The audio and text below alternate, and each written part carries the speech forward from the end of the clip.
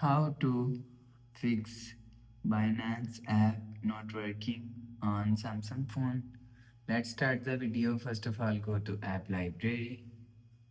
Here click on settings app. Now in setting, scroll down, and click on apps. After click on apps, scroll down and search Binance app from here.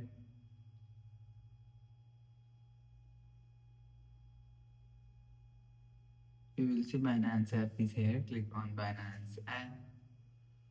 Scroll down and click on storage. If you want to fix Binance app not working problem, so click on clear cache. After click on clear cache, click on clear data. After click on clear data, you will see your problem is solved.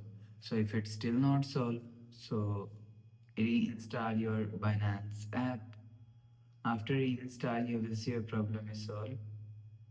So that's how you can fix Binance app not working on Samsung phone. If you like the video, please subscribe. Thanks for watching.